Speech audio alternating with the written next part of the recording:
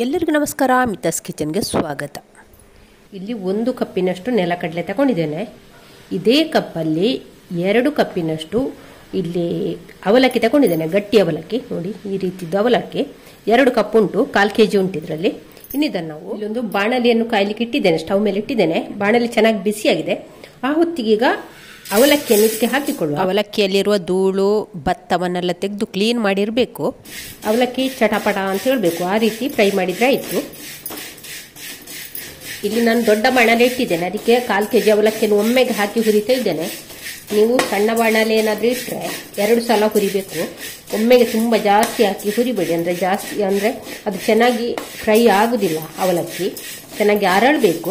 ಹಾಗಾಗಿ ಸ್ವಲ್ಪ ಸ್ವಲ್ಪ ಹಾಕಿ ಹುರಿ. ಇವಾಗ ನೋಡಿ ಅವಲಕ್ಕಿಯನ್ನೆಲ್ಲ ಹುರ್ಕೊಂಡಿದ್ದೇನೆ. ನೋಡಿ ಸ್ವಲ್ಪ ದಪ್ಪ ದಪ್ಪಾಗಿದೆ ನೋಡಿ, ರೌಂಡ್ ರೌಂಡ್ ಆಗಿದೆ ನೋಡಿ. ನೋಡಿ ಹೀಗೆ ನೋಡಿ, ಈಗ ಪುಡಿ ಪುಡಿ ಆಗ್ತದೆ ನೋಡಿ. ಹಾಗೆ ದಪ್ಪ ದಪ್ಪಾಗಿದೆ ನೋಡಿ, ರೌಂಡ್ ರೌಂಡ್ ಆಗಿದೆ. ಸ್ವಲ್ಪ ಚಟಪಟ ಅಂತ ಹೇಳ್ತದೆ.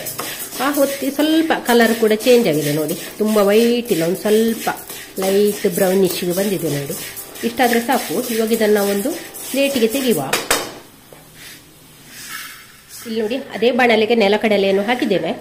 ಇದು ಜಾಸ್ತಿ ಬೆಂಕಿ ಇಟ್ಟು ಫ್ರೈ ಮಾಡಬಾರ್ದು, ಹದವಾಗಿ ಬೆಂಕಿಯನ್ನು ಇಟ್ಕೊಂಡು ಫ್ರೈ ಮಾಡಬೇಕು. ಯಾಕೆಂದರೆ ನೆಲಕಡಲೆ ಸಿಪ್ಪೆ ತುಂಬ ತೆಳ್ಳಗೆಲ್ಲ, ಜಾಸ್ತಿ ಬೆಂಕಿ ಇಟ್ಟರೆ ಸಿಪ್ಪೆ ಮಾತ್ರ ಫ್ರೈ ಆಗ್ತದೆ, ಒಳಗೆ ಬೆಂದಿರುವುದಿಲ್ಲ. ಹಾಗಾಗಿ ಹದವಾದ ಬೆಂಕಿಯಲ್ಲಿಟ್ಟು ಒಳಗೆ ಕೂಡ ಕ್ರಿಸ್ಪಿ ಆಗಬೇಕು. ಆ ರೀತಿ ಫ್ರೈ ಮಾಡಿದರೆ ಆಯಿತು. ನೋಡಿ ಇಲ್ಲಿ ನೆಲಕಡಲೆ ಫ್ರೈ ಆಯಿತು. ಈ ರೀತಿ ಆದರೆ ಸಾಕು. ಎಲ್ಲ ಪಟಪಟ ಅಂತ ಹೇಳಿದೆ, ಹಾಗೆ ನೆಲಕಡಲೆ ಎಲ್ಲ ಭಾಗ ಆಗಿದೆ ನೋಡಿ. ಈ ರೀತಿ ಆದರೆ ಸಾಕು. ಸ್ಟವ್ ಆಫ್ ಮಾಡ್ತಿದ್ದೇನೆ. ಈ ಬಾಣಲಿಯಲ್ಲಿ ಒಂದು ಸ್ವಲ್ಪ ಹೊತ್ತು ಬಿಟ್ಟು ಹೀಗೆ ಫ್ರೈ ಮಾಡುವ. ಇನ್ನಿದು ಪೂರ್ತಿ ತಣ್ಣಗಾಗಲಿಕ್ಕೆ ಬಿಡುವ. ಪೂರ್ತಿ ತಣ್ಣಗಾದ ನಂತರ ಸಿಪ್ಪೆ ತಗೊಂಡ್ರೆ ಆಯಿತು. ನೋಡಿ ಅವಲಕ್ಕಿ ಈಗ ಪೂರ್ತಿ ತಣ್ಣಗಾಗಿದೆ. ಇದನ್ನೀಗ ಒಂದು ಮಿಕ್ಸರ್ ಜಾರಿಗೆ ಹಾಕಿಕೊಳ್ಳುವ.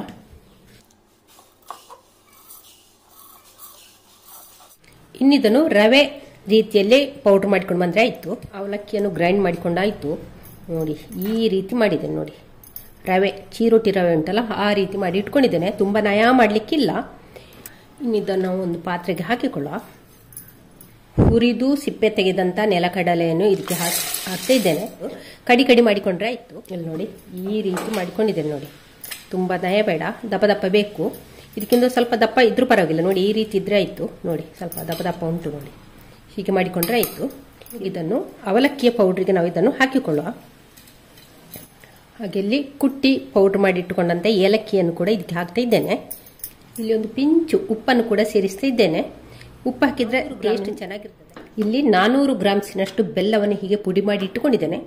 ಅದಕ್ಕೀಗ ಒಂದು ಅರ್ಧ ಲೋಟದಷ್ಟು ನೀರನ್ನು ಹಾಕಿಕೊಳ್ಳುವ. ಸ್ಟವ್ ಮೇಲೆ ಇಟ್ಟಿದ್ದೇನೆ. ಇದಿನ್ನು ಅಂಟು ಪಾಕ ಬಂದರೆ ಆಯಿತು. ಇದು ನೋಡಿ ಕೊಬ್ಬರಿ ಹೊರಗಿನ ಕವರನ್ನೆಲ್ಲ ತೆಗೆದು, ಈ ಔಟರ್ ಕವರನ್ನೆಲ್ಲ ತೆಗೆದು ಈ ರೀತಿ ಮಾಡಿ ಇಟ್ಕೊಂಡಿದ್ದೇನೆ ನೋಡಿ. ಹೊರಗಿದ್ದು ಸಿಪ್ಪೆ ಎಲ್ಲ ತೆಗೆದಿದ್ದೇನೆ, ಕಪ್ಪಿನ ಸಿಪ್ಪೆ ಎಲ್ಲ ತೆಗೆದು ಈ ರೀತಿ ಮಾಡಿ ಇಟ್ಕೊಂಡಿದ್ದೇನೆ ನೋಡಿ ಕೊಬ್ಬರಿ.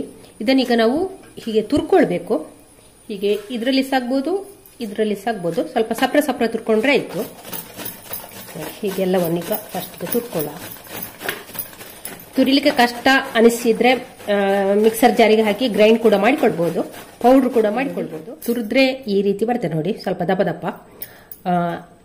ದಪ್ಪದ ಬ್ಲೇಡ್ ಹಾಕಿದ್ರೆ ಈ ರೀತಿ ಬರ್ತದೆ. ನಾನಿಲ್ಲಿ ಒಂದು ಸ್ವಲ್ಪ ಗ್ರೈಂಡ್ ಮಾಡಿಕೊಂಡಿದ್ದೇನೆ, ಮಿಕ್ಸರ್ ಜಾರಿಗೆ ಹಾಕಿ ಗ್ರೈಂಡ್ ಮಾಡಿಕೊಂಡಿದ್ದೇನೆ. ಇದು ಕೂಡ ಸುಲಭ ಆಗ್ತದೆ ನಮಗೆ ಮಿಕ್ಸರ್ ಜಾರಿಗೆ ಹಾಕಿ ಗ್ರೈಂಡ್ ಮಾಡಿದರೆ. ನೋಡಿ ಎಷ್ಟು ಚೆನ್ನಾಗಿ ಬಂದಿದೆ ನೋಡಿ. ನೋಡಿ ಬಿಳಿಯಾಗಿ ನೋಡಿ, ಎಷ್ಟು ಉದ್ರು ಆಗಿ ಬಂದಿದೆ.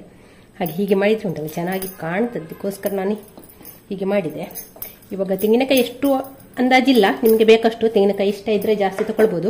ಕೊಬ್ಬರಿ ಎಲ್ಲ ಜಾಸ್ತಿ ಹಾಕಿದರೆ ಒಳ್ಳೆಯದು, ಅಂದರೆ ಕ್ಯಾಲ್ಸಿಯಂ ಜಾಸ್ತಿ ಇರ್ತದೆ. ಹಾಗಾಗಿ ನಾನು ಇಲ್ಲಿ ಕೊಬ್ಬರಿ ಸ್ವಲ್ಪ ಜಾಸ್ತಿ ಉಪಯೋಗಿಸಿದ್ದೇನೆ.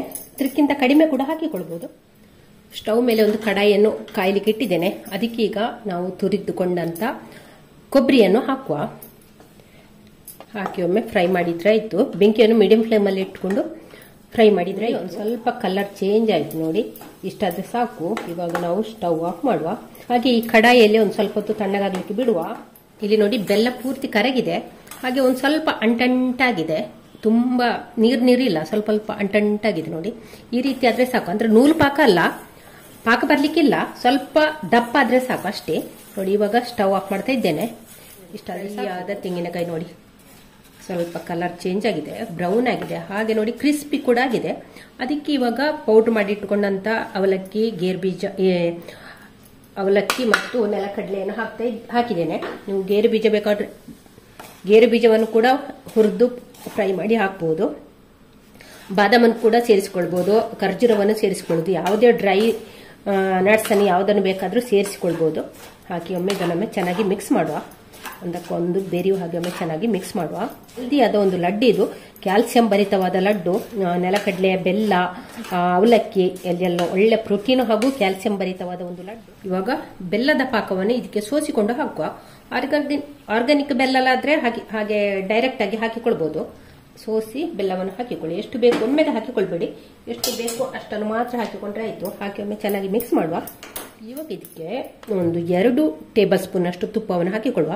ತುಪ್ಪ ಹಾಕಬೇಕು ಅಂತ ಏನಿಲ್ಲ, ತುಪ್ಪ ಹಾಕದೆ ಕೂಡ ಮಾಡ್ಬೋದು. ತುಪ್ಪ ಹಾಕಿದ್ರೆ ಯಾವುದೇ ಸ್ವೀಟು ತುಂಬಾನೇ ಚೆನ್ನಾಗಿರ್ತದೆ ಅಲ್ಲ, ಹಾಗೆ ತುಪ್ಪ ಹಾಕಿಕೊಳ್ಳೋದು ನಿಮ್ಮ ಒಂದು ಟೇಸ್ಟಿಗೆ ಅನುಗುಣವಾಗಿ ಜಾಸ್ತಿ ಹೆಚ್ಚು ಕಡಿಮೆ ಮಾಡಿಕೊಳ್ಬಹುದು. ಜಾಸ್ತಿ ಬೇಕಾದ್ರೆ ಜಾಸ್ತಿ ಹಾಕೊಳ್ಳೋದು, ಕಡಿಮೆ ಬೇಕಾದ್ರೆ ಹಾಕಿಕೊಳ್ಬಹುದು. ತುಪ್ಪ ಇಲ್ಲದವರು ಕೂಡ ಇದನ್ನು ಮಾಡಿಕೊಳ್ಬಹುದು. ತುಪ್ಪ ಹಾಕಲೇಬೇಕು ಅಂತಿಲ್ಲ, ತುಪ್ಪ ಹಾಕದೆ ಕೂಡ ಮಾಡ್ಬೋದು. ತುಪ್ಪದಲ್ಲಿ ಕೂಡ ಹೇರಳವಾಗಿ ಕ್ಯಾಲ್ಸಿಯಂ ಅಂಶ ಇದೆ. ಹಾಕಿ ಒಮ್ಮೆ ಚೆನ್ನಾಗಿ ಮಿಕ್ಸ್ ಮಾಡುವ. ಇವಾಗ ಇಲ್ಲಿ ತುಪ್ಪವನ್ನು ಕೈಗೆ ಒಂದು ಸ್ವಲ್ಪ ತಾಗಿಸಿಕೊಂಡು ಉಂಡೆ ಕಟ್ಟಿದ್ರೆ ಆಯಿತು.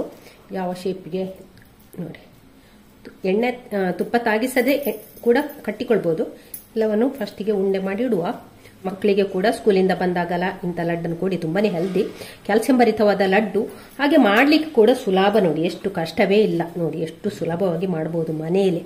ಬೇಕರಿಗೆ ಡಬಲ್ ರೇಟ್ ಕೊಟ್ಟು ಬೇಕರಿಯಿಂದ ತಿಂಡಿ ತರುವ ಬದಲು ಮನೆಯಲ್ಲಿ ಹೆಲ್ದಿಯಾದ ಸ್ವೀಟ್ ಅನ್ನೆಲ್ಲ ಮಾಡಿಕೊಳ್ಬಹುದು. ಹಾಗೆ ನೀವು ಕೂಡ ಇದನ್ನು ಒಂದ್ಸಲ ಟ್ರೈ ಮಾಡಿ. ಹಾಗೆ ವಿಡಿಯೋ ಇಷ್ಟ ಆದರೆ ಲೈಕ್, ಶೇರ್, ಕಮೆಂಟ್ ಮಾಡಿ. ಚಾನಲ್ಗೆ ಯಾರಾದರೂ ಹೊಸಬ್ರಿದ್ರೆ ಪ್ಲೀಸ್ ಸಬ್ಸ್ಕ್ರೈಬ್ ಮಾಡಿಕೊಂಡು ಚಾನಲ್ ಅನ್ನು ನೋಡಿ. ಎಲ್ಲವನ್ನು ಕೂಡ ಈಗ ಉಂಡೆ ಮಾಡಿ ನೋಡಿ. ನಮ್ಮ ಹೆಲ್ದಿಯಾದ ಕ್ಯಾಲ್ಸಿಯಂ ಲಡ್ಡು ನಿಮಗೆ ಇಷ್ಟ ಆಯ್ತಾ? ಹಾಗಾದ್ರೆ ಒಂದು ಲೈಕ್ ಮಾಡಿ, ಹಾಗೆ ಶೇರ್ ಮಾಡಿ. ಚಾನಲ್ಗೆ ಯಾರಾದರೂ ಹೊಸಬ್ರಿದ್ರೆ ಪ್ಲೀಸ್ ಸಬ್ಸ್ಕ್ರೈಬ್ ಮಾಡಿಕೊಂಡು ಚಾನಲ್ ಅನ್ನು ನೋಡಿ. ಥ್ಯಾಂಕ್ ಯು ಸ್ನೇಹಿತರೆ.